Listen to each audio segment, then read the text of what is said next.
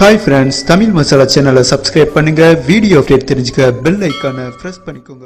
Friends, India வரும் Jil Jung Australia team பிப்ரவரி 24 2 T20 மற்றும் 5 ஒருநாள் மேட்ச் ஃபைட் பண்றாங்க. ஃப்ரெண்ட்ஸ், முதல் T20 வருகிற சண்டே இரவு 7 மணிக்கு மெர்சலா ஸ்டார்ட் பண்றாங்க.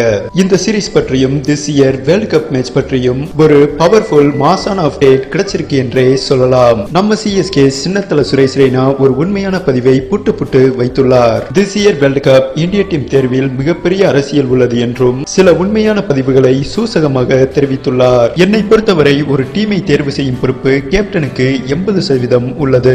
ஆனால் MS தோனிக்கும் தற்போது உள்ள இந்திய கேப்டன் கோலிக்கும் இதில் தான் மிகப்பெரிய வித்தியாசம் உள்ளது என்றும் தேர்வுக்குழு டீம் தேர்வில் எந்த ஒரு முடிவெடுத்தாலும் விராட் கோலி ஒரு கேப்டனாக அதில் தலையிட வேண்டும். ஆனால் அதை செய்ய மறுக்கிறார் என்று தெளிவாக தெரிய வந்துள்ளது.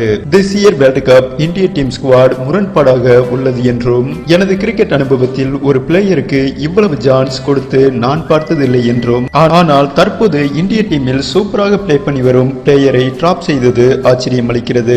பிரான்ஸ், நம்ம சின்னத்தல சுரேஷ் ரெய்னா சூசகமாக தமிழன் தினேஷ் கார்த்திக் டிராப் செய்ததையும் வேர்ல்ட் கப் ஸ்குவாட் KL ராகுல் தேர்வை சூசகமாக தாக்கியுள்ளார். மேலும் நம்ம சின்னத்தல ரெய்னா இங்கேதான் பிரான்ஸ் ஒரு சூப்பரான பதிவை வெளியிட்டுள்ளார். KL ராகுலுக்கு அணி தேர்வு குழு இவ்வளவு வாய்ப்பளிக்கிறது. அதே சமயம் அயர்லாந்து சீரீஸ் மற்றும் சவுத் ஆப்பிரிக்கா சீரீஸில் எனது முழு பங்களிப்பை வெளிப்படுத்தினேன். ஆனால் வேர்ல்ட் கப் ஸ்குவாடில் எனக்கே வாய்ப்பில்லாமல் போனது. இதை அனைத்தையும் அணியை வழிநடத்தும் கோலிதான் ஆராய வேண்டுமே தவிர தேர்வுக்குழு முடிவை 100% அணியில் ஏற்றுக்கொள்ள முடியாது.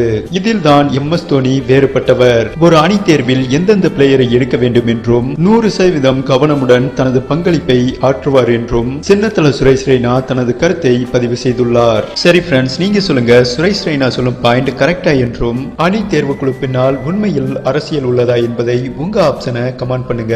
அதே சமயம் சண்டே இந்தியா vs ஆஸ்திரேலியா முதல் T20 மேட்சில் விராட் கோலி 12 ரன் அடிக்கும் பட்சத்தில் சர்வதேச T20 கிரிக்கெட்டில் ஒரு அணிக்கு எதிராக 500 ரன் குவித்து இதுவரை எந்த பேட்ஸ்மேனும் செய்யாததை செய்ய போகிறார் விராட் கோலி.